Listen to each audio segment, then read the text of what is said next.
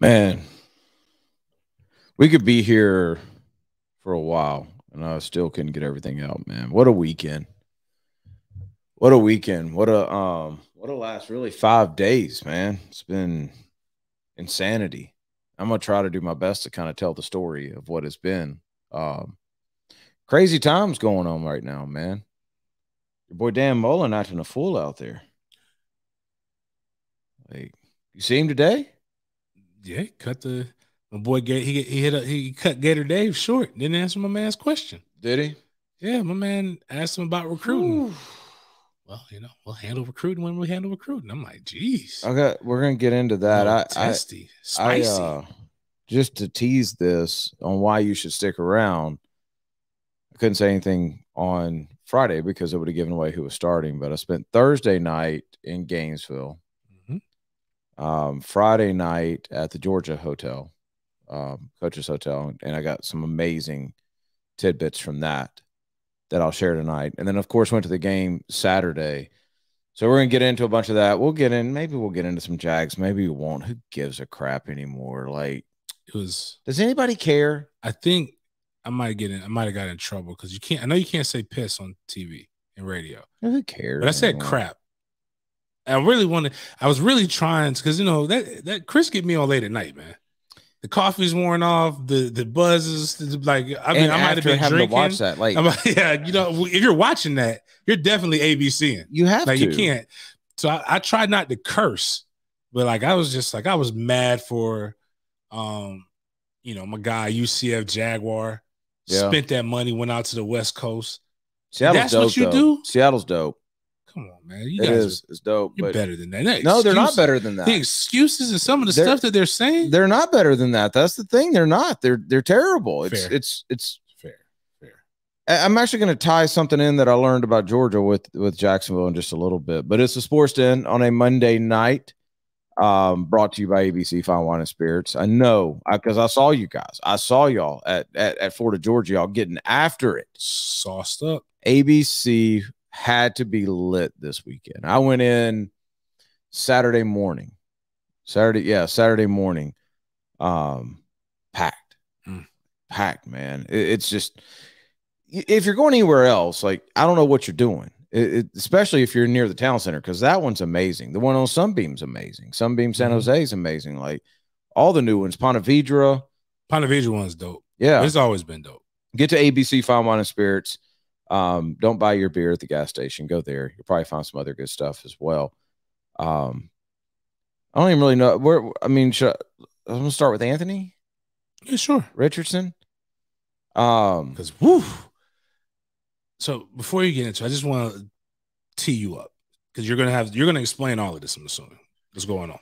I don't know how I'm gonna say this because my boy OJ, it was FAMU's homecoming. We talked about it. Everybody loved our homecoming spot. He's at the game. They're not updating live.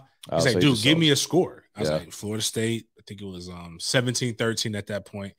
Then I'm like, Florida, Georgia's 3-0. Oh, yeah. It's 2 minutes and 20 seconds left, dog. Y'all, man, congratulations.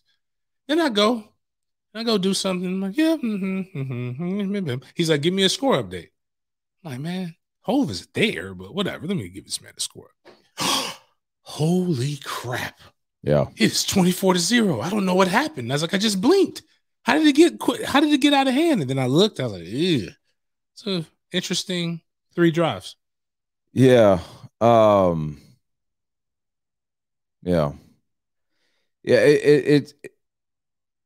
My family, when we went, and I've talked about this, I don't like going to games, and I hate going to games. They're not any fun to me, especially in a situation like this where one of our core guys is getting his first start. First off, Georgia's defense is stupid. Stupid. James, they do things differently than everybody else does them because they don't care about numbers because they know they're so good. They know their guys are so much better than your guys that if they want to put 6 in the box, they're perfectly fine with doing that and you thinking you can run on them because you can't. You can't.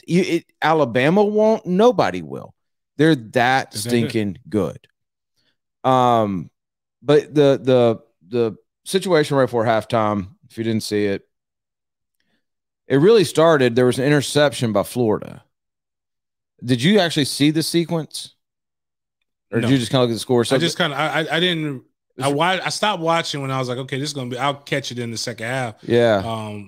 When the things get kind of out of hand I was expecting things to get out of hand with Florida State Clemson, but it was a really good game.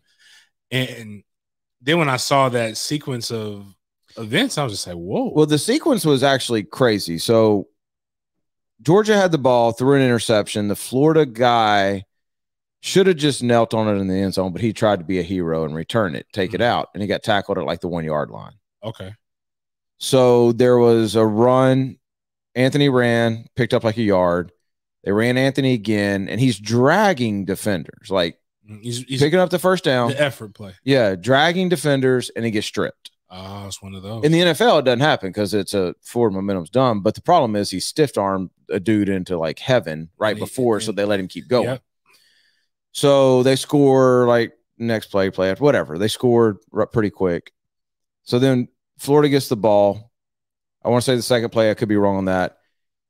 Throws down the middle of the field, goes off somebody's hand, picked off. Oh, okay. So then Georgia, first play, goes for the kill. Stetson throws a gorgeous ball. Guy catches it. Bam. Just like that. It's now what? 17-0. Yeah, I saw somebody say, a lot of Florida fans, that's right, Kirby. I like that. Yeah. Go for it. That's what you're supposed to do. That is, and so then they come back, and his worst of the turnovers, he tried to make a field throw on an out, and it was jumped. Pick six. And so they scored the 21 points, and I don't know. I mean, real time, it was, and he and I talked about this afterwards. It was like just that 10 minutes, real time. Yeah, it probably felt like forever. Yeah, it's just that 10 minutes, real time. And that's, I'll just put it this way, y'all, this shit hurts. Like when you work with a kid, and it ain't even about the orange and blue. It has nothing to do with that, because if Carson would have been the other same way, if I've done it with Jeff, like this shit hurts. Like you work and you work and you work and you work. And so it's like you come back, and the only thing I could think the second half was, all right, what can we do to simulate? I can't simulate the game, but can I simulate that pressure, like that intensity or failure, so that you kind of snap out of it, right? And like for the last 48 hours, that's all we've been working on. Because when you do this, like you learn things when you get guys at that level. And I think that's the thing is James, you've lived it. Like this is a year-round thing for them. Right. This is an everyday like commitment to this whole new level, that when it happens, when you get your chance, when you get your opportunity, it doesn't matter if it's the number one team. Y'all miss me with the damn old putting him in a bad situation. No, he didn't. He started the best quarterback. Like he didn't put him in a bad situation. Y'all stop at that. If Anthony is who I think he is, he's got to learn from this, period. Right. And I think he will. But yeah, man, if like I've been a walking zombie the last 2 days, just because I hurt for the kid. Right. I know what he's poured into this. I talked to him after the game. I saw him after the game. And, after the game, you got to be smiles, because there's people taking pictures and there's people signing cards, but like he wants this. Like this is what he wants to do. And that's what he wanted. It's kind of like when people say after a butt whooping or after other stuff, like I promise you, they didn't, like, even like Dan Mullen doesn't care. I promise you, he might not care like you want him to care, but I promise you, he's not going in the office saying, you know what, I think I want to lose this game. I'm going to spend 18 hours a day up here to lose. Yeah. But I saw it coming. Again, I also believe that Florida had the talent, because they did it last year. They beat them last year. And what I mean when I saw it coming, we talked about it on the show. And I think it was one of our clips that we posted. And I was like, my fear was that happening. And now, like that happening late in the season is almost better, or early, because you can go find a time like to get him and center him, or maybe you can still go down there and help center him, but they still got a lot to play for. Like you still got to finish this season out. But like now you got to go back, and all I can say is I hope now I know Sid is his former head football coach. His mom is like, some of the people around him are solid. Those are the ones that I hope already up to this point had been like, hey, man, you know, we got this NIL stuff. You're doing well. Hey, let's keep the main thing though. Yeah. And don't worry about what everybody's saying. But I always tell athletes, you don't ever respond. You talk at social media. Don't talk to social media. Right. When you start talking to, now you're having a dialogue. But if you're talking at, you don't see what these people are talking about. He's good. But like, you know, it's just, you know, people and I mean that, like, said some of the stuff that I thought that they were going to say. He's good. Some people are the more level-headed vocal fans are supportive. And I think he just, like, it's George has got a stick. I mean, I've talked to him every day since. He's fine. He's good. Like I said, I mean, it's a learning thing. I mean, you're right though. And we went into overdrive, and the thing I loved, and I'm just going to give a shout out to our guys, like all of our college guys reached out to him. Nice. You know, that train with him. And it's, you know, so we did, because when you have that and you know what these guys poured in, it's just like, all right, dude, let's go. There's next week. And then there's a week after, and people have short-term memories. I mean, short-term memories, as in after an Alabama game, people thought Florida had a chance at the semifinals. Right now, a month later, the wheels have fallen off. So a month from now, you can set yourself right back up for next year, however you want to set it up. True. Right. And I'm talking about Anthony, not Dan. We're going to get to that in a second. So, I mean, he's good, and he's learning from this, and I'm not too proud to say I've learned from this. Like, when we've got to find ways to stress these guys. We've got to find ways. We do a good job of making guys uncomfortable. We got to go to the extreme, just so that when that happens, they know how to bounce out of it. Everything from, I've been talking to breathing coaches to, like, I mean, you remember I said a couple years ago when people told me it was being soft, and I said, if I find out that my sons are really, really good at a young age, I'm going to invest in getting them into sports psychology. Yeah. Oh, no. This is the reason why I saw this. Actually, I saw it with my sister first, because for those who don't know, my mom has two really elite athletes. My sister was a thrower, Olympic level thrower. She just decided that, you know, she went to school to be a lawyer. There's more money in law, but she could get she'll crush a normal event, like destroy competition. But whenever it came to the championship, she froze up. And like, I didn't know. I never understood it. I never froze up or cheesed up in front of stuff. But like, I was like, man, you need to go talk to somebody, because you're in your own head. Yeah. And, you know, I see the amount of, then I talked about it with Jeff. Not Jeff. Joey. I talked about it with Joey.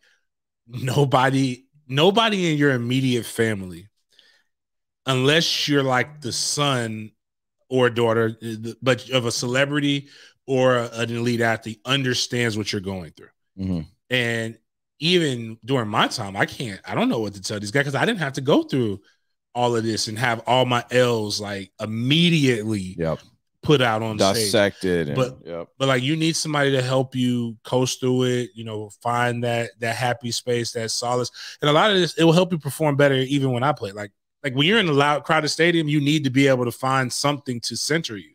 Like, you got to find something. And then when you're in a hole, nobody's coming to save you.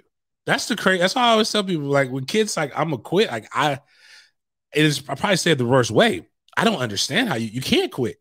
Not at that level. There is no mercy rule. That's right. Like, you're going to get that ass whipping through the TV timeouts. They're going to get, it's money on the line. So like, you've got to pull yourself out of it. And I think, you know, that's awesome what the 6 Points kids did. But I think resiliency training is big in the military. It's big in corporate stuff. I talked to a Navy SEALs guy today. We got a staff meeting in the morning. Like, and again, I'm not too proud to admit this. Like, every year you learn something. Last year I called Jeff Sims after Clemson dang near knocked his head off. I'm like, why are you not sliding?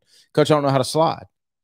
Well, damn, never even thought about that. Cool. Let's get that fixed. Like, and this is a much bigger thing. We got sports psych lady.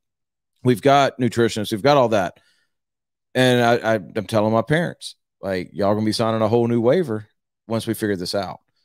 Because when you walk in that facility, like, we're going to stress the piss out of these kids. Like, it's the only way that you can do it right now. It's funny because we were it's still not, you still don't have to agree with it. And unfortunately, my man Jameis tore his ACL. But the idea behind the concept of what Jameis's trainer was saying is that put yourself in a stressful situation. Mm-hmm. He's like, I can't hit him. Like, but you can't like just wait until he gets into the game to put them into a stressful situation. How do we simulate that? Now, I'm not suggesting you throw water field heavy bags. I mean, you gotta be safe. But like, but I get it. It's the beauty of mat drills. When we did it, and I didn't understand it when I went through it. Yep. But when I started training, and I didn't understand it like from a CSCS perspective, purely science based. It's counterproductive. It's dumb. Yeah. It's like you're stressing your body beyond the point of results, which is also the reason why. Which is also the reason why it's amazing. Yep. Like people ask me when I'm creating a program for off-season training, like, I don't like. I think 16 110s is stupid. Mm-hmm.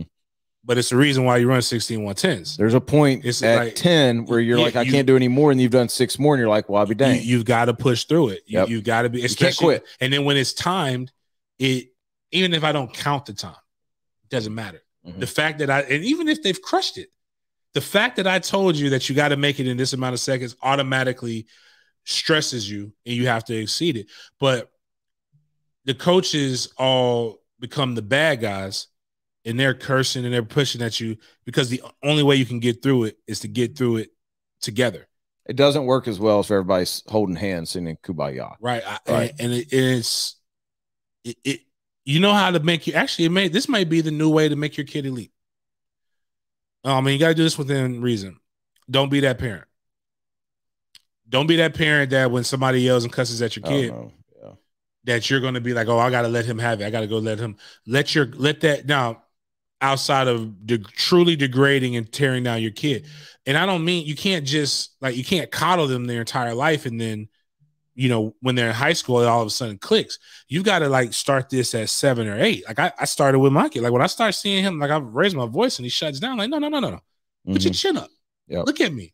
Listen to what I'm saying to you. Yep. Not like you, because if you start being like, oh, now it's going to be like, oh, when he's 12. And then you're mad when they're 21 and they can't snap themselves out of the situation. Now you're grown. Now daddy can't do nothing for you. Now mommy can't do nothing for you. You got to learn how to handle adversity young. If you want to use it in a historical concept, it's called Spartan training. Mm-hmm. They didn't train they didn't train them Spartans when they turned 30. They started the training once you were 8. And you know what? And now, granted, this is too high. But, the bad ones died off. And, you learn if you're weak-minded, then you're not going to be this isn't the world for you. Maybe there's another thing for you. But, that's just a hell of a way to get your lesson. And I'm not saying he didn't panic. It wasn't that situation. But it sparked that thought process. I mean, I don't go to many games. And honestly, I probably shouldn't say this, but I'm going to. They're kind of weird. When you really think about college athletics, I love it, mm-hmm. Love it, and what I'm about to make fun of, I've done. But I'm sitting there watching the pregame festivities, and Florida's supposed to be like one of the top universities in the world, mm-hmm. right? But yet, in pregame, they're literally give me a G, give me an A. No, solve like a algebra equation and show me your real college. Like have the band like A plus B equals what, like. Give me something that impresses me, and then there's like these middle-aged sweet women on the other side barking like freaking dogs, literally. There's 40,000 people barking like dogs, and people spend thousands of dollars to come watch 18 to 21-year-olds like collide as hard as they can into each other. I love it. I'm mm-hmm. not making fun of it. I'm just telling you, like when you think about it, like the stakes are painfully high. And the name, image, likeness thing, as dope as it is and as great as it is, there's no way to run from this. You walk into that game and you ball out and you pull an upset and you're Anthony Richardson, that's 6 figures. It's hard to not think about that. That's right. That's right. Yeah. And regardless of what your family situation is, like it adds to it. That's why, again, when I've talked to numerous athletes that I've tried to help coach through this stuff, I'm like, man, yeah, it's there. It's you know what? Well, to keep it in perspective, like it's millions of dollars. If your name gets called in April too, you got to ball out. You got to keep the main thing the main thing. Yep. At the end of the day, nobody's playing the third string long snapper. Right. They're paying the best players. Well, that's another issue name, image, likeness going to have to deal with. Nobody's getting paid except for quarterbacks for the most part. Or, yeah, the big stuff. But I think this is where you got to have a talent, not just on the field. I know. You've got to be marketable. You got to be like Amari Gainer is a name for Florida State that I believe will make a lot of money, regardless, especially if he comes back. Now, if he has a chance to get drafted, even if it's like 5th round, go do your thing. God bless. But Amari Gainer has a chance for this reason and this reason alone. And I feel like I'm confident in myself. He's a handsome young man. Like he's built. He's diesel. You know what's gonna. You know what he's gonna. He's going to always sell. If nothing else, his ass could be a model. Yeah. If he had a bomb ass game against Clemson too. Like you're a top player in the same reason that women athletics is going to be okay. But you got to understand social media, and I think that all these times with these marketing classes, as people, the only thing you hear about people is preaches the evils of it. Yeah, they're so outdated. Yeah. But you got to preach it's very positive. There's a lot of positives to it if you learn how to master it. But again, it all boils down to this: you must make plays. No doubt. No doubt. If like Cox, jeez. His guy, I don't even want to talk about Brenton Cox. Like if he goes out and he lays some big hits, I'm trying to think of somebody else on that defense that's really, really Dexter. Good. Yeah. He's probably the most Gervin. Yeah. Gervin. He's legit. A YouTube channel. He's legit too. Like he's probably a 1st round guy. Like, the defense played well the other day, by the way. Yeah. The defense really played well. I just saw the one play where he legit quit.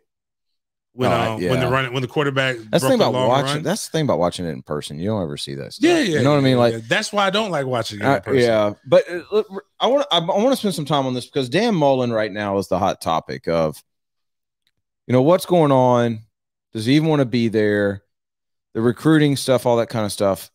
I want to get to Georgia for a second because Thursday night late, I was in Gainesville, came back, we did the show, then I trained, and then I went to the team hotel at Georgia and was talking with a couple of their coaches for a while.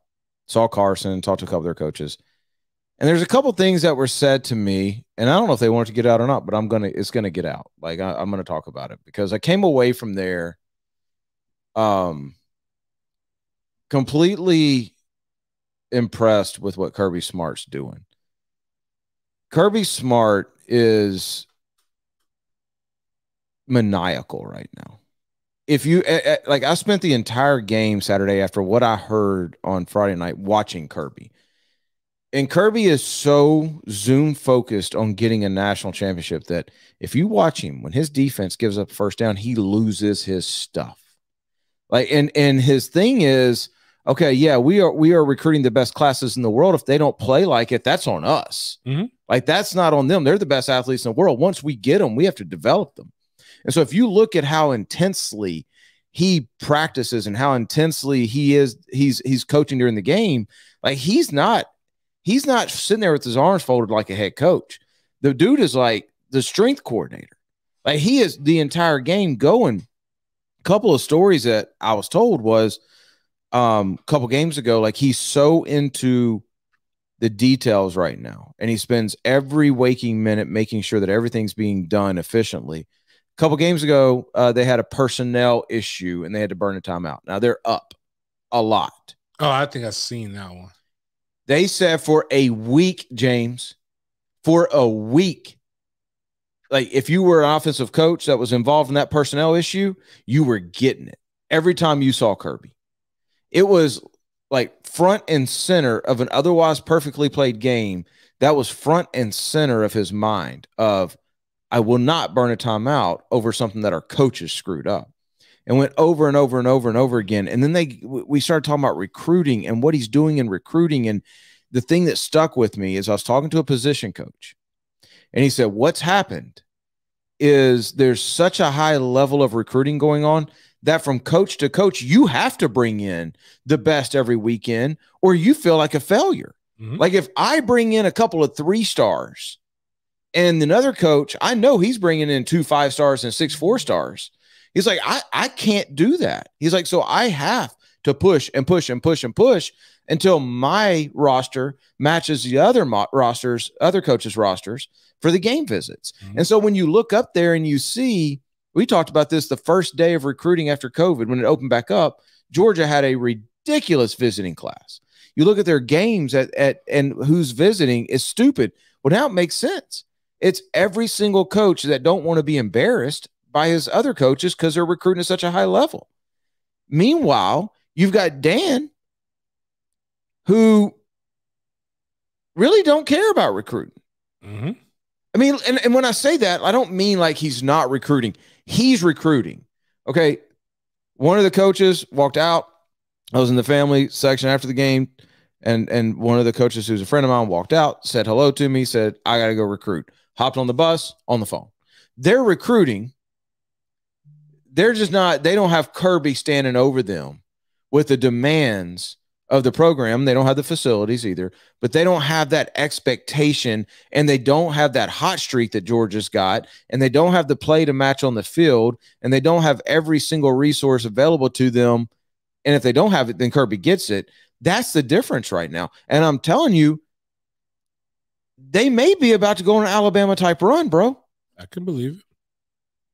I mean, he's Nick Saban. That's what he is. He's Nick Saban. His next step is, can he give up control of the offense? If he can give up control of the offense, Georgia's. I'm sorry, Florida fans. I am one, but that one worries me. This Georgia may be the next Alabama. A state that's rich in athletes. You are the premier school. A state that could dip down into another state. Actually, multiple states. North Carolina, which is getting pretty talented. Alabama, yeah.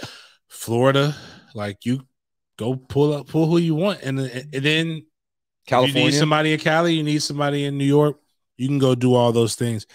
And Kirby's handle. Kirby knows his stuff. I mean, I can see it,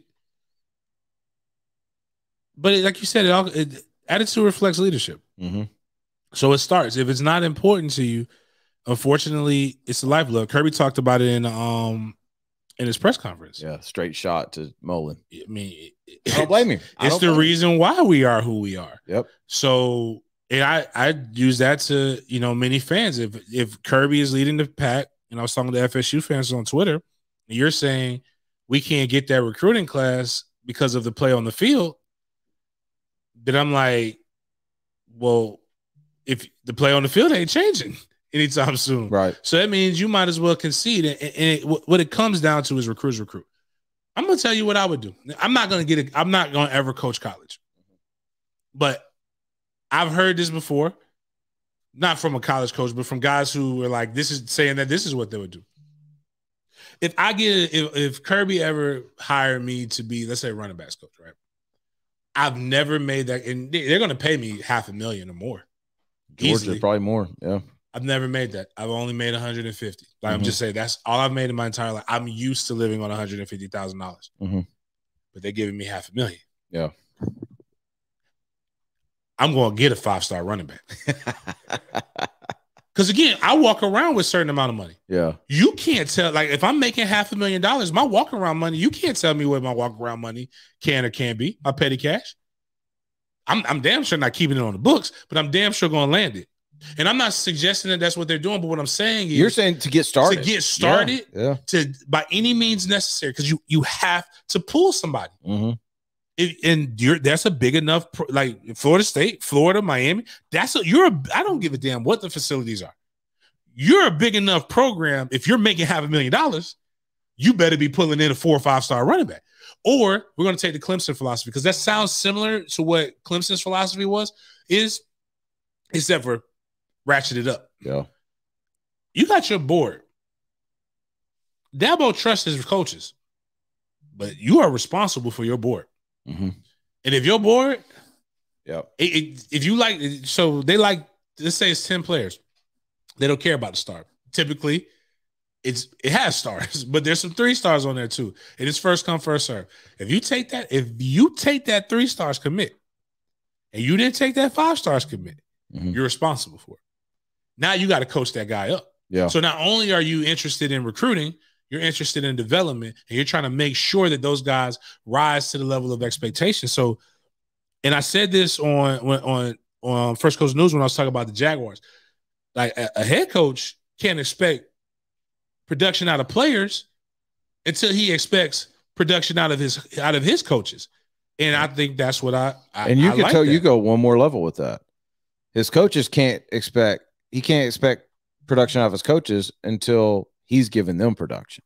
Without a doubt. And when it comes to recruiting, the thing that I learned, and these are friends of mine, they have no reason to tell me anything that's not true. Kirby recruits harder than all of them. Like he is in the battlefield with them every single day, and he knows that's the lifeblood. There was a video that went around, and I meant to save it so we could play it. There was a video that went around after the game of Kirby, running into the stands and giving high fives and celebrating with his players and all that. And listen, I don't know this for sure, but I'm going to take a stab at this. We both know Kirby, right? It's the last thing he wanted to do.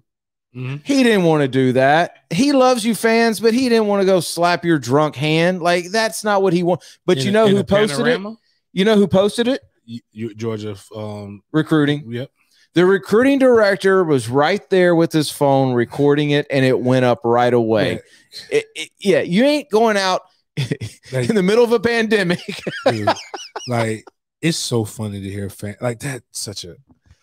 Fans are so weird. You don't like. Again, Kirby doing his job. I'm not mad at Kirby doing it. It might have been. It wasn't that he didn't want to do it. It might have been a good little vibe, but he's just like, oh, we just won this game. I better go. Like it's not like he was sitting there like he had to force himself to it, but he knew it's part of the job. It ain't. But if you like ask Kirby like after a big game with recruiting and all the things you have, what would you rather do? I'd rather just take my ass inside. Like you don't want to do interviews. Do you know what kind of whiskey you can buy with what he's making? Do you know what kind of house he can go home to? No, he's in the SEC, but the house part, yes.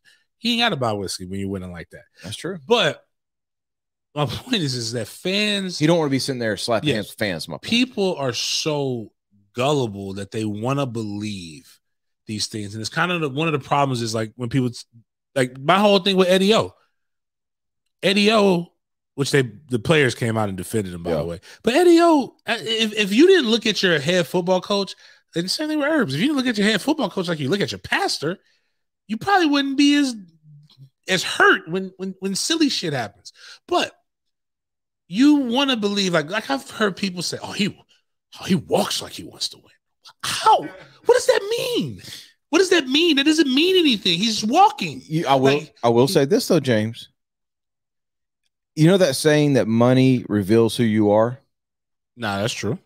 I think that coaching, that there may be more to that in coaching than anything else, because what we're seeing, I'm gonna use Eddie O.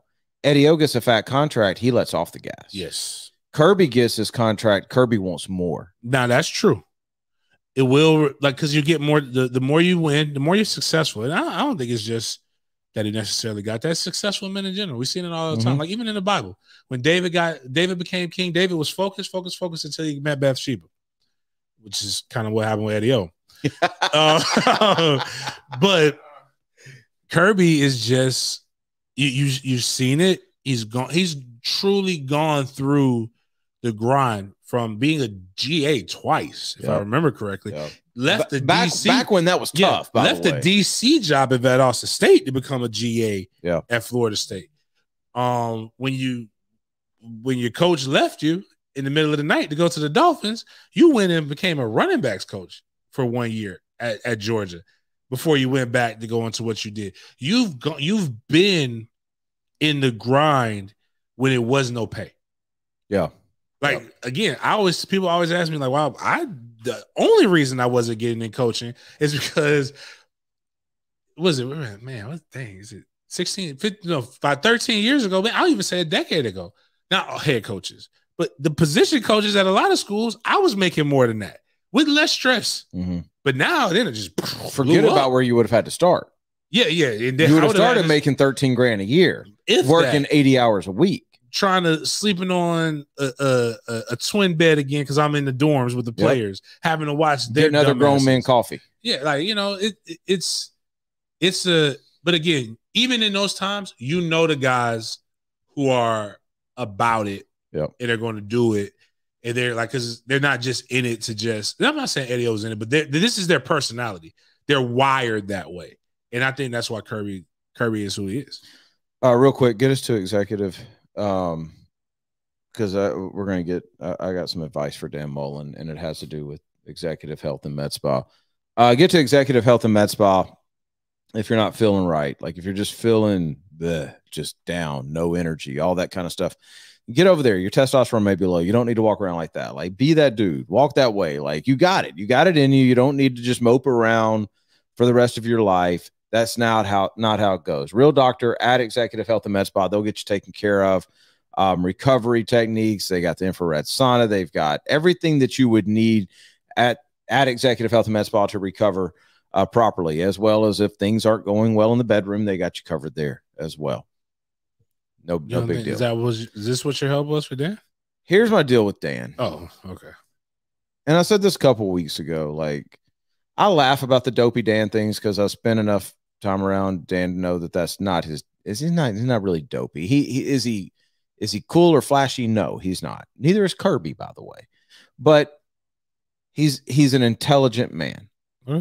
That has had a lot of success. What he needs to do at this point, though, and I'm dead serious about this. I couldn't. There's not a part of me that's joking about this. He needs a makeover. He needs a complete makeover. Like, if we want to put him on a reality show, put him on a reality show. I don't give a damn. Like, I'm half kidding about that part. But I believe the Eye for the Straight Guy show. I don't even know if I could say that name. Yeah, I don't know if you can or not. Whatever. Anyway, I believe that there's a time that everybody goes through this. I think you go through this multiple times. I know I have, where it's like, okay, yeah, you can be who you want to be, or who, like, I hate it when people say just be yourself. Well, sometimes, you know what? Yourself isn't good enough. I hate to tell you that. Like, yourself is not the best version of yourself. Like, if you would get out of your comfort zone and you'd push yourself a little bit more, you'd find a new self. Mm-hmm. Does that make sense? Like, you would evolve. You would become better. You'd become more energetic. Like, everybody's got a goal of what they want to be, but most people aren't willing to sacrifice to get to that goal. Right? They're listening to their mom from 30 years ago and saying, just, baby, you're just fine the way you are. Well, you are, but you could be better. I think Dan is there. I think Dan has got this thing going on right now to where he's almost got this side of him that he thinks is endearing. That, oh, shucks, let me be funny. How many days since Georgia won a natty? That type of thing. Right. And it rubs off in recruiting, and it rubs off on his players, and it comes across as old school is not the dopey. That's what it comes across as. He's going to have to go, you know what? Like that, I'm changing. I'm walking in tomorrow, and I'm a completely different dude. Like, tomorrow, I'm walking in with BDE, and we're going to do things this way right now, right? Like, gray sweatpants. Hey, you ain't got to have the biggest one. You just got to walk like it. Hey, man, listen. I mean, listen, ain't nobody seeing it. You just got to walk like it. 6 inches properly placed can pierce your heart. but I'm serious. Like he's got to find a new way to walk into recruits' houses, but not just recruits. He's got to find a new way to walk in his own locker room. Because he's lost it, James. I will be honest with you, bro. It's not changing who he is. We all have aspects of our personality that we need to know how to. I call it adapt.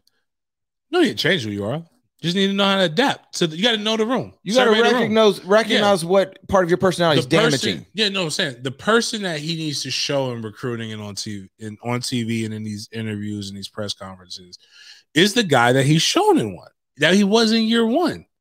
The thumb wrestle guy. No, I'm saying, like, to me, like, after this, shit's sold now though. Well, but the thing is, he's got to eventually flip around and go like, I got to be competitive. I got to show myself, not necessarily yelling because you aren't that, but like getting into your coaches. Throw a guy under the bus. Fire. You know how that's going to have to happen. Like, you got to fight. We talked about recruiting. Even go back and say where you made some mistakes. Get the guy back. You're the OC anyway. Bring Sider back. Give him the title. Who? Juwan Sider. You messed up when you got rid of him and Corey. You let him and Corey Bell walk. You brought Corey Bell back, but you didn't give him a job, a true job. He's off field. You got a quarterback coach that was a defensive analyst the year before that has sucked everywhere he's been at. No offense, I'm not trying to troll. I'm just being honest with you guys. He's not known as a recruiter. Your DB coach, not known as a recruiter. Your D-line coach, not known as a recruiter. You don't like recruiting. That's too many people on your staff that don't like it. So it doesn't matter if you all of a sudden became something. They're not good at it, but you let go of people who were good at it. But you just hit the nail on the head. Job. It doesn't matter who you get. If you don't change to like recruiting, and you talk about the thumb wrestling and competitive thing, I'm just going to tell you guys this, man. Like, you're either competitive or you're not. Like, that's the one thing that drives me crazy is people, oh man, I'm so competitive. No, you're not. No, you're not. Because if you're going to bed and you're not making sure you're winning, you're not that competitive. It's not driving you that crazy. That's what I'm suggesting about Kirby Smart. Kirby Smart's looking at this and he's like, I am not going another year without a natty. And I'm going to do every single thing, including possibly give myself a heart attack to get it. That's competitive. Talking about thumb wrestling in a press conference is not competitive when you know ain't nobody can go up there and thumb wrestle your goofy ass on the press conference. I got that part. But I'm saying, like he could go, like, you're right. He does need to go and say, like, I got a friend who's a big time Gator fan, and he said this. I need to. He's like, I'm all right with keeping Dan. I just need a plan. I need to know, like, what are you going to do that's going to change? And that's the rebrand. Like, yo, this is, I'm going to come in at 8 a.m. every day because believe it or not, he doesn't come in at 8 a.m. every day. It's for recruiting. I'm going to be the first person that the recruit sees when he comes here on his official visit that Saturday morning, and he'll eventually see me a little bit later on down the road. I'm going to change that. I'm not going to have just 5 guys that I'm interested in getting. I'm going to be interested. I need 25 cats. And I want them 25 cats to know that they're my 25 cats until they don't become that. I need people to know that you need enough that you can say no to somebody so that the next time you offer, they know they got to jump at it. Right. And then what you need to do is you need people to see this change. That's right. So it ain't enough for you to just show up at 8 a.m. Like, it's funny because people always say, well, is it real if it has to be shown to everybody? No. Because when I do my nonprofit stuff, you ain't going to believe it if you don't see the video. I need to see a video of Dan Mullen or you've met Dan, right? Neil DeToro or whatever. Dan Mullen showing up at 8 a.m. Gator Dave. Hey, I just saw Dan Mullen with a Grande Nitro cold brew. He means business. You've met Dan, right? I've been to once. Okay. The only reason why I'm saying this is he can be that. He's got this in him. He does. He's got this in him. You don't get to this position so if you're not a dick. The obvious question is true, very true. And if you're not willing to go that extra mile, right. Like, the only question is, does he want it? Like, that's the thing. I think before the NIL happened, and I now look at Dabo in a different light. I truly believe everything that Dabo says. You think he's done? Like, when Dabo said the minute they start paying players is the minute I don't want to be here anymore. Like, it ain't the same. It ain't the same Dabo, man. No, it's not. And there's nothing the same about Clemson right now. Like, these guys, like, when I look at Dan, if you say, man, get on that board, draw up everything, just draw up offensive plays. Unreal. I think he's going to be in heaven. Yep. I think he thought that and I think he wasn't off. I just think, again, he messed up. And he could probably still get it back. He just got to hire the right people. He has to fire people because he's too loyal. And he's got to be able to hire the right people. game plan and execution is only going to get you 7 to 8 wins a year. You got to have cats. Hell, I just saw for the most part, my alma mater better game planned and executed than Clemson. Mm-hmm. Clemson just had better cats. Well, that's it. That's what Kirby said. Kirby said, he's like, the reason our defense is so good is because those dudes are Remember so I told you about LSU when I was playing? Yeah. I think I told the story. Yeah. Like, that ain't no – what – you don't scheme against that. The only way you can beat that is to have better than that on the other side. And your wide receiver, like and then maybe your scheme doesn't allow for you to be able to get the best cats in certain position that you need, or to be able to get the most out of them. Florida receiver, for as much as these guys have gone to the league, the production just does not add up. The last couple of years, they haven't had it with 1,000 yard receiver. But they've had like multiple 600, 700. Yeah, that's what I mean. But I'm saying, like, this year they don't though. I should see like at least a guy scratching 1,000. Pitts, you're right. Yeah. Pitts was And Tony. When Tony was healthy, like he averaged like 140 yards a game. Like Tony is that cat, but I'm just like, I'm thinking in my head, like, he was just always hurt. Why don't we have, like, as good as your offense was, and it was record breaking. I mean, Pitts is generational. But during this time, I don't know a Quez. I don't know a Riddell Anthony. No, that's fair. Yeah, that's fair. Your running backs are just there. Yeah. Well, that's a whole nother conversation, the way he's using them. But yeah, I believe that. I guess the thing that happened to me Saturday was I sat there and I was like, you know what? I'm wrong. I am wrong. I have been wrong. I thought Dan Mullen was such a good coach that he could schematically get 10 wins a year. And as a Gator fan, I was okay with that because I thought every other year, maybe he's going to get that 11th and we're going to get a chance, right? Mm-hmm. I also thought, and I was wrong on both counts. I also thought that Kirby would not be able to win a natty until he figured out how to run a quarterback room. I'm wrong on that because I'm telling you right now, he's winning a natty this year. And it don't matter. I could play quarterback. And I'll give him credit on the quarterback thing. I'll take it a step further. When I sat there and I watched it, now Stetson did not play well on Saturday, but the team freaking loves that cat. And what Kirby did was Kirby had big enough, to go into a room full of 5-stars and say, I'm starting the walk-on. Because we're so freaking good on the offensive line and at tight end and at running back and on defense that all I need you jokers to do is not lose me a game, and we're gonna get these massive freaking rings. And he went to the guy who he thought he was the most reliable and he could control the best and said, don't lose it for me. And so far, he's been a genius for it. Mm. And I didn't think until I saw him live and in person, and I saw him against Clemson. I just didn't think Clemson was any good at the time. I didn't think that they would be able to win a natty without a passing game. I'm wrong. They're that freaking good on defense, man. They are. I can't think of another defense that can do what they can do. I can't think of one that I've seen. There may be better defenses, but bro, he's sitting there daring you to run because he knows his dudes are so good they're going to whip your ass, and you're sitting there counting numbers, and he's laughing at you. Mm-hmm. It's like, oh, that's cute. You think you got numbers. Watch what our guy does to yours. And then you got nowhere to throw it because he's got 5 sitting in the backfield. He's got 5 cats sitting in the backfield. He's stuffing your ass when you run. There's nobody open. He's got 2 safeties that'll knock out a train. It's the funniest thing. Like, what fans are like, get rid of the ball. He's holding it too long.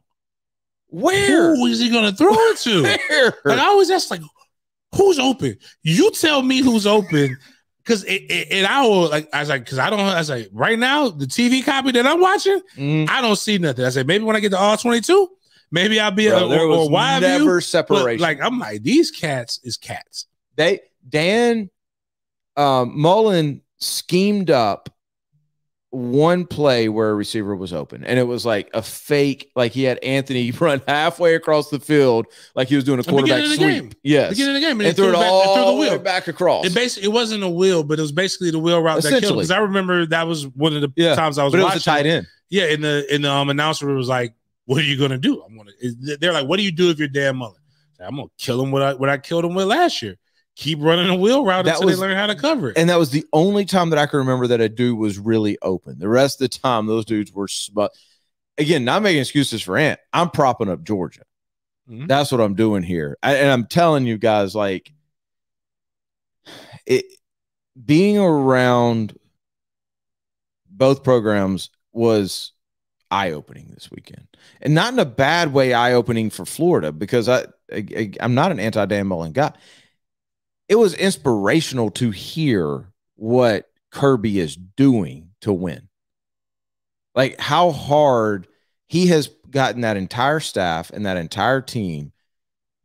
They have completely bought into the work ethic, and every one of them jokers, they're all pushing together. Nobody's pulling. You got to want to win by any means necessary. Well, he's done that. And that's the reality, and others aren't.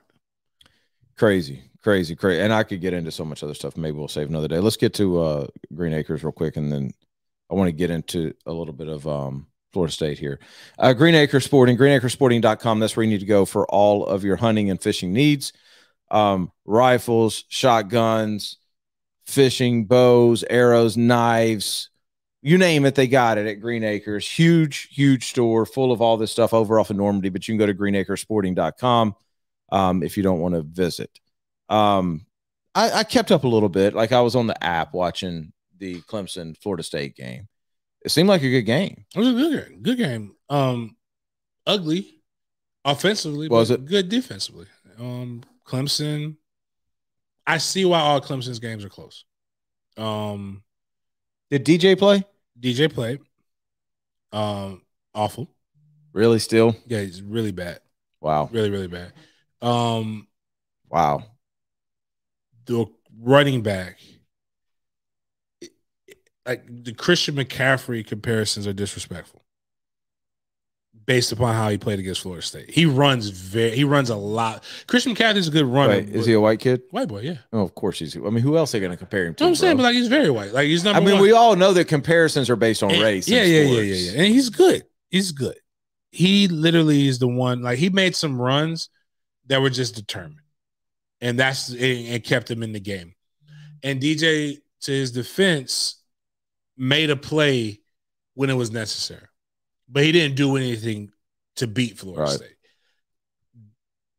This Clemson team is a team that can stretch. If they face a team that can stretch them with better quarterback play, it's going to be dangerous. Like, because I'll give the O-line coach props for Florida State for most of the game. Like, he kept them on their toes. We just couldn't move the ball. We didn't have any separation. And then where it stinks, and this is where I remember, again, I always remember what Marvin Jones told me when he was on our Inside Drills podcast. I have to remember that this is the first senior class at Florida State history, not history, but like very long time, that hasn't had a winning season. That's crazy, man. Like, even going outside of like Jimbo's last year, but he didn't win those last two games. That was all Odell. Like, they were 5-7 under in Tag's first year. Then Tag got fired, but they were 6-7 the year they went to the bowl game. And this year right here, unless they went out, they won't have a winning record. What are they? Right now they are 3-5. So no, they still have another. They have two games, but it's tough sledding. Right. These next four games, you got Miami, who's playing well. You've got that was Carolina a shocker State to me this week. You've got Boston College. You've got Florida. That's your, like, now BC, I believe, is a winner because they've kind of topped out. But NC State this weekend, it's going to be tough. It's not that they're unbeatable. That quarterback is just really, really good, and they're going to attack you in the pass game. Even though I believe FSU secondary played really, really well last week, but the defense played well enough. They should have won that game.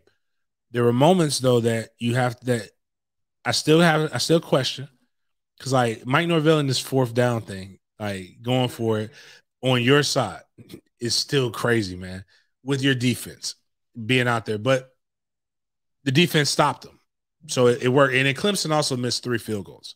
Is he citing analytics for this? Is that what he's saying? I mean, I think he is, but and just feel for the game, and that's what the head coach does. There's some interesting analytics on that, by the way. You have to be aggressive, but when their offense isn't doing anything to your defense, like, and it's still early in the game, play field position. You got to weigh that too. Like put pressure on them. Like one drive, that Clemson had to take it from the 1 yard line, and it literally, like, that's pressure.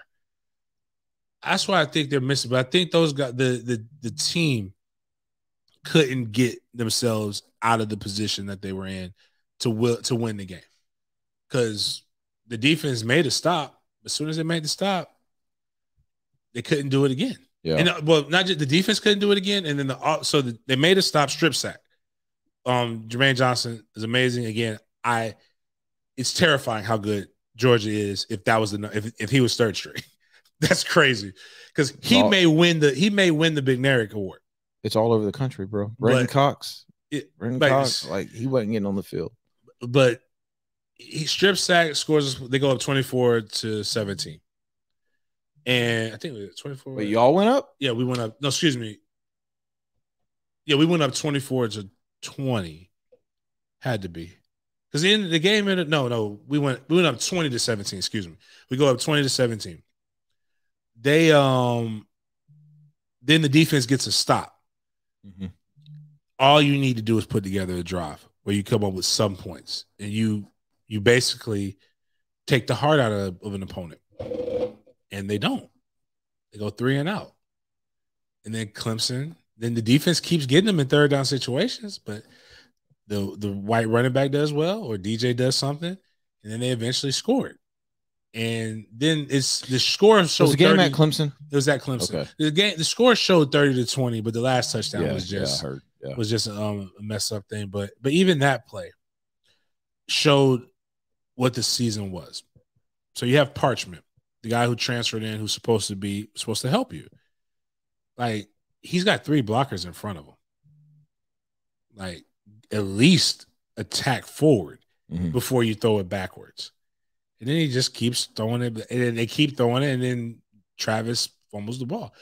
Or one fumble they got. Oh, that's right, because they were talking about that was the bad beat, because it messed up. One time the defense gets a fumble, and then the first play, Trayshawn Ward trips over his feet, puts his hand on the ground with the ball, and his wrist goes limp, and the ball goes out. So it's not his forearm didn't hit the ground, so it's not a fumble. I mean, so it's not down.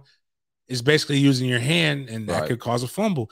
It's just, when you look back, even when Tag was there, even Jimbo's last year, it's just, you're up. You have the chance. Step on their neck. You just won't do it. You're too nice. And it's transferred over to here. Now, I will say it's cool to not get blown out. It's like they were last year, because it seemed like last year it was either a win, or I think it was like Georgia Tech was close. I think somebody else was close, but most of the games were blowouts when we lost. And then this year is kind of cool to have the close ones, but it's like, nah. The fans are still asking, like, yeah, that's what I saw. Jordan Travis needs to make better decisions. Now, I will say this. Travis messed up, and this is how he messed up the game. Listening to what other people say. Yeah, you need to be a better quarterback. We need you to do what got you here. Yeah. If when in doubt, use your legs. The problem was he's stalling, and he's not making any decision. And then when he tries to run, now you don't have the separation. Now those guys have caught you.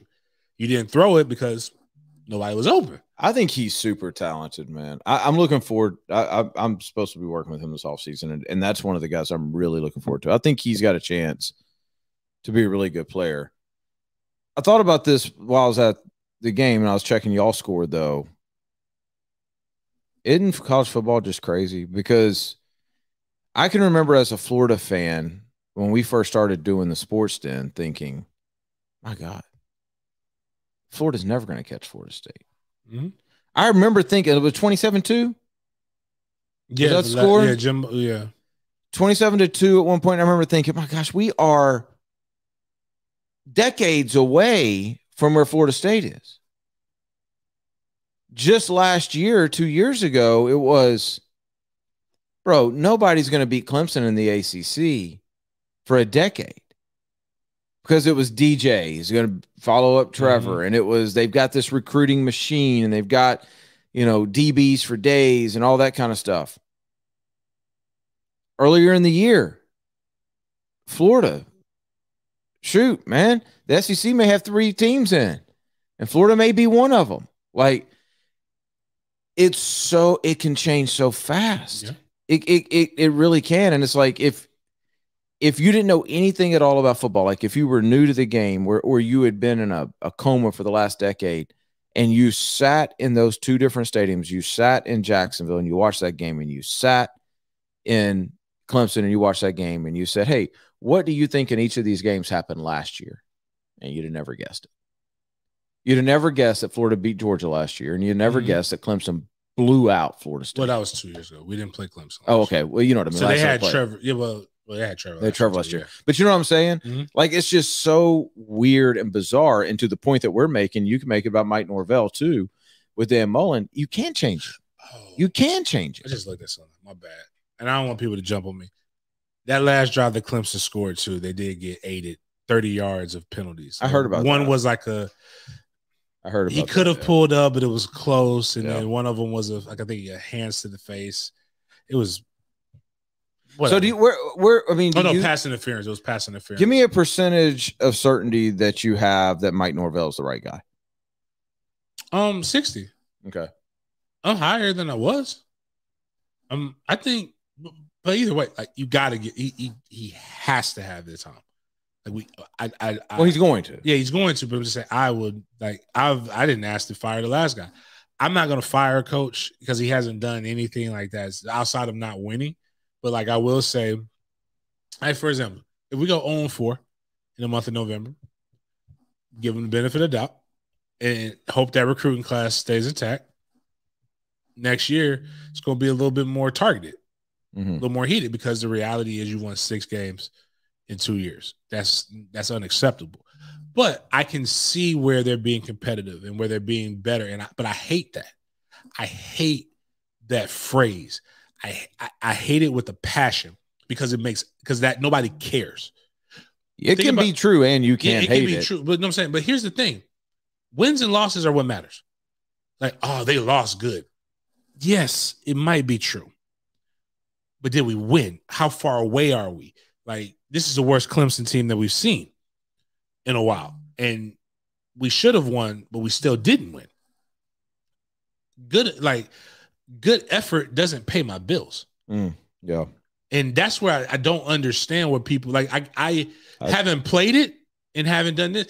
You can't be a good person your way into the NFL. Trust me, I tried it. See, that you just said what I was trying to say earlier so much easier about saying, hey, you're good enough the way you are. Yeah, no. Like, if that doesn't get you to your goals, and that's what you're saying. Right, if your goal is not as good as you are now, then what you are right now is not good enough. Like, right now, what you needed this year, and here's the totality. Your transition class wasn't good enough. Your first real recruiting class wasn't good enough. They're no impact players. They're development players that may end up being good here. But you don't need development players. You need impact players. And now people are saying we can't expect to essentially get impact players because of the play on the field with a bunch of development players. That means you have to hit in the portal, which is a crapshoot. That's the land of misfit toys. Man. And it's good stuff. Like, we've got, for every Jermaine Johnson we have the DB that we took from UCF that they told to go to FAMU.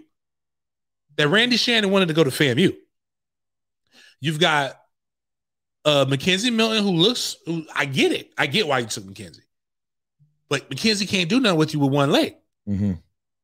Like, that was the portal. That was supposed to chant. The hopes were built on that. So and at a certain point, you can't be recruiting these developmental players and need their depth and continue to go in the portal and not use the guys that you brought in. Like, right now, because everybody's talking about get a better quarterback in the transfer portal. Now, if it ain't Spencer Rattler, and I don't think Spencer Rattler can play for Mike with the attitude, I don't want him, because that's the 3rd year that you're telling Jordan Travis, the guy who's only got you, the only wins you've got, that I don't feel you're good enough for me to even develop you. I can name a couple guys. I like if you got the quarterback position, I would get transfer portal quarterbacks with at least 3 years left. That's the way different. I would play that. That's different. That's like but positionally, if you look at the people that have success, Jermaine Johnson's his name. Mm-hmm. Remember Jonathan Grenard? Yeah, for Florida. Like if you start looking at the people who had success that came through the transfer portal, most of them were either graduate students or had gotten playing time somewhere. Right, because they're not necessarily developed in a system. They're experienced. They're grown men. Right. The difference between me at 22 and the difference between me at 21 was night and day. And I started for 3 years. Like, so it's my point in all of that is Travis Hunter is an impact player. McCall, I can't remember his first name, but from the Lakeland area, is a difference maker. There's a wide receiver from Dillard High School in Miami. He's an explosive guy that we need. He's a difference maker. Duffy is a quarterback you need. I don't necessarily know he's a difference maker. He ain't starting for you next year. But what happens when you go 0-4 in November? Do you keep these guys? And if you don't keep these guys, now, dude, it doesn't matter how much I like you. I'd be a fool to not truly come down on you because there is no hope for product. There's no hope on the field from what I've seen that we're going to become an 8-9 win team the next season. And there's nobody who came in that's going to make me believe it's going to get any better.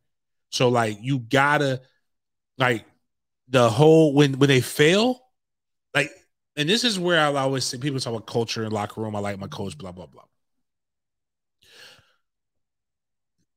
You needed the Jacksonville State win. You needed the Wake Forest. I'll give you Wake. You needed Louisville. You needed to not lose those games. You know why? Because you know as a player, just as much as your coach knows how important going to a bowl game is for your development as well as for bringing in guys that are bringing in help. You failed your coach. Do you love him? Because I see that, and I'm not saying the Notre Dame's make sense. The Clemson, okay, I'll give you that. That makes, but some of the other games, the totality of it. It's not just I don't get caught up in the moment of right now. I have to look at the entire picture. And when people say, "Oh, I'm as close," that's why it's called BS on a lot of it. If you're as close to them people as you are, you understand the circumstance and the situation that you're in. Going back to Jacksonville State, I understand this is the last play of the game. It's 4th down. I forgot about that. It is 8 seconds. Dang, that seems like a year ago. It's 8 seconds left on the clock. Yeah. At worst. Yeah. We're in a bad position. Fine. We're not in a Hail Mary, prevent defense, whatever. I'm in a position. At worst, I'm beat. Universal sign that I have taught my kids in I-9 to do this. If you get beat, grab them. Yep. What happens? It's 4th and 1,000. It's 1,000 yards before they get to the goal line. Worst case scenario, they go up 10 yards, 15, and they got to do the play again. Yep. Now you can get in a better defense. I love my coach. I love my players. I love my teammates. I'm going to do that. Mm-hmm. Well, I'm not going to get to that situation, but I'm going to do that. So that's what I mean. Like, it's just a lot of things, and I think Mike is fixing things. He's pushing it. And that's why I say it's 60%. I just know, like, and part of it's I can't shake this. He's a $9 million a year coach. He's only getting paid $5 million. That's not on him. That's not on him. Yeah. No. What I'm saying, it doesn't matter though. Yeah. It's the reality. It's what people, and this is why I believe, and the decision should not have been made by an interim athletic director. It should have been made by the athletic director that's going to usher you into the new generation. But we talked about Mike Norvell before the Florida State job came up. There's nothing to tell me that Mike Norvell would not be available right now. For whatever reason. Yeah. Not in a bad way. Yeah. Memphis would be cooking. Yeah. You would be ready to. For some reason, he wanted to stay there. But what I'm saying is, right now, I'm telling you what would have happened. You're ready to fire. You're firing. You're either he's winning, which I doubt it, or you're firing Willie Taggart at this moment right now. Mm-hmm. Fiscally, you're in a better position, and Mike's got 2 more years of figuring out and perfecting himself as a head coach. So if you want to go get him, you have a chance to get him, or look at who got hired last year. Look at the market. You could have went, if you felt like, okay, well, we gave this black coach a bad job, whatever, blah, blah, blah, blah, woo, woo, woo. Mel Tucker's there. last year. You've got well, he wasn't there. He went to Michigan State. Michigan State. Got him. Yeah, you're right. James Franklin's begging to leave Penn State at this point. There's other. What I mean is like you don't. Is he black? No, I don't know what he is. He's clear. He's Simpson color. What I mean is this: is that you're not in a. You fire a coach at that point in the beginning of at Halloween. Now it ain't Bob Stoops or nobody. It's a ton of coaches that have been available. And when you look at what happened during those times, those guys have turned the programs around. Yeah, even Josh Heupel. That's the most indicting one. Yeah, it really is, because that roster was not good. Hey, real quick, and then we got to wrap up because I think this is a developing story. We'll get to the Jags on Wednesday, maybe, if we feel like it. I don't know. How was the crowd at Clemson? It looked good. Yeah. Did you see the USC game? No. Bro, there were like 60 people there. Like in California, that USC homecoming. I was flipping around the other night. This is going to be an issue, bro. And it's funny because we talk about the expectations of all these colleges as national championship, top recruiting class, all that kind of stuff. We've also been talking about the great bubble that could hit college athletics at some point. If you don't fill the stands, now they get a lot of money from TV, but if you don't fill the stands in college, you ain't gonna be competitive very long. True, you're not. And Florida, I'm interested. Like Florida State's going to be full because it's always full. But like Florida Sanford, no, nobody's going to be there. And I saw Florida State, whoever y'all played a couple weeks ago. The crowd was very. Homecoming was awful. Yeah, listen, I'm not saying you have to give money to your school, but what I am saying is you need to show up. Those tickets need to be bought if you want to stay competitive. The NFL talks about local revenue, and it's grossly overrated in the NFL. It's grossly underrated in college football. You got to have it. To the community, to everything. It's just kind of like one of those things. I mean, forget the community for a second. Forget the money. Forget the money for a second, right? What better excites you than walking out into an empty stadium? Oh, I know. You walk out and you're like, dang, this is deep on this game. This is fun. Yeah. You want the players to believe the NIL money is going to work for them? Support the players who have NILs. Yeah. Like support their businesses. Like it's such a simple strategy that people overcomplicate, and I get it. You're the consumer, so you're like, well, give me a product to support. And you're not wrong. Yep. You're not wrong with that. The problem is with that mindset is it takes it's going to take you longer to get out of that. Well, my point was college is so different than the NFL. Mm-hmm. Your NFL team should be competitive if nobody shows up to a game. Mm-hmm. In college, that's not how it works. Well, the NFL too is the TV money. That's what I'm saying. Yeah, that's what I'm saying. In college, like the SEC, you can make that argument a little bit with some of the shares, but Vanderbilt, the bottom line is this: it's still a very grassroots type of thing. That money matters and that environment matters. And if recruiting is as big as what we all are saying it is, you can watch games right now, and you can almost tell the teams that are recruiting well just based off of the crowd size and how into the game they are. Yeah. Like it's just a fact. Stop. It's cool to say things on Twitter, but put some kind of action, even if you can't afford a ticket. But I also think that teams could do a better. For the life of me, I don't understand this. And I don't know Florida's director of their UAA, but I'm probably going to try to get Mike Alford on our show one time with Florida State. And you don't do it when those tickets aren't bought. You're just losing money. But you know what you can get? You probably can get more concession revenue if you at least we know by Thursday if people are coming or not. Have a Boys and Girls Club. Have something. It's the old NFL trick when they used to have blackouts. If they had a deadline, and I want to say it was like Thursday at 5, and every Thursday about noon, Winn-Dixie happened to buy 10,000 tickets. Right, and I think that like something like that. That's what needs to happen, because you know what that does. Because the one thing I've learned giving tickets away, Old people hate that stuff. Old people are mad. They are truly. You devalue their ticket. They have not won. I will not go. I will not support them. You know who will? Yep. The future. Yep. The Walkers of the world. The inner city youth football team that's like, what? You tell me I can go watch a football game? Yep. And you tell them, for free or relatively cheap or blah, blah, blah. Now you're building a fan base because that's all they know. And even if you forget, outside of the 90s when Billy Joe came in and took FAMU back up, all I knew was FAMU football. So I know they stunk, but you know what I did most Saturdays when they had a home game? I was there. Yep. All right, we got to run. We'll be back on Wednesday, I believe. We'll be back on Wednesday. Maybe get into some Jag stuff. There's a lot going on though. So we'll see. Get to thehumidor.com. Make sure you get your cigars from there. Type in sportsden, all lowercase, all one word. You'll get 20% off. And please tell your friends about the Sports Den. Share. If you like it, share. If you don't like it, share. Just share. All right. We'll talk to you guys on Wednesday.